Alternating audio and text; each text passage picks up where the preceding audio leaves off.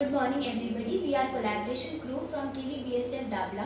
We are here to present a project for Viksit Bharat Buildathon 2025. Our topic is emerging modes of business. We have prepared this project under the guidance of Mr. Shyam Sundar Agrawal sir. Hello everybody, myself Anukriti. Myself Priyanka Goswami. Myself Bhumika. It's me, Manashvi. Today I tell you about e-business. E-business, electronic business, is the conducting of business on the internet. Not only buying and selling, but also servicing customers and collaborating with business partners. The process and tools that allow an organization to use internet-based technology and infrastructure, both internally and externally, to conduct day-to-day business process and operations. There are four types of e-businesses. First, B2B business stand for business to business, as a business is doing business with other businesses. On the internet, B2B is the exchange of products, services, or information between businesses. Second, B2C commerce stand for business to customers, as in businesses selling product or services to end user consumer. Not just selling goods online, but advertising, delivery of product, etc. also came under this. B2C allow a business to be touched with the customers around the clock. Third, C2C commerce, abbreviation of consumer to consumer commerce, that is, commerce with no middle business people. Even a common man become a businessman. Best for businesses with no established marketing machine, for example, selling old books. Last, intra-B commerce. Parties are here involved in the electronic transactions of one given business firm. They use intranet, not internet. They use the intranet for managing interaction and dealing amongst various departments of a firm. Lead to efficient inventory and cash management, greater utilization of machinery and plants, effective handling of customers, etc. Virtual private network (VPN) enables employees not to give office and work from home.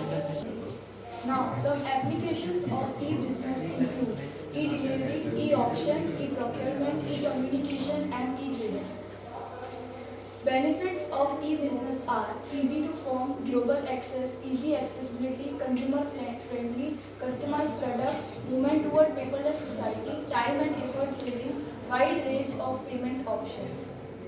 Limitations of e-business are lack of personal touch, lack of security, technical drawbacks, technical concerns, requires technical knowledge, high risk, shipment delay, people resistance, and ethical fallouts.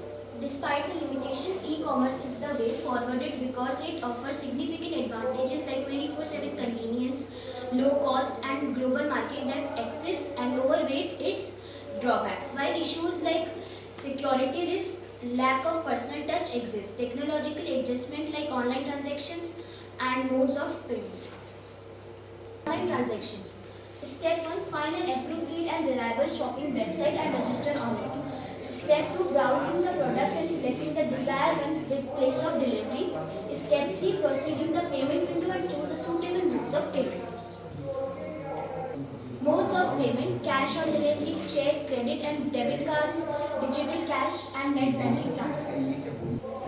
Security and safety of e-transactions. Now, e-business risk. It involves data storage risk, transaction risk, risk of threat to intellectual property.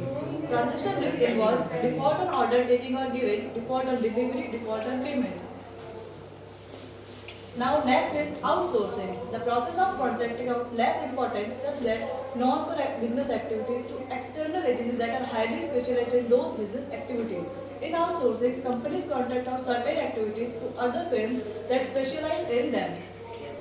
Now advantages of outsourcing: focusing of attention on core activities, quest for excellence, cost of operation are reduced, helps in generating employment opportunities, growth through alliance.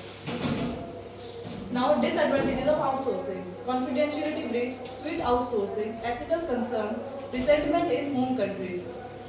Thank you.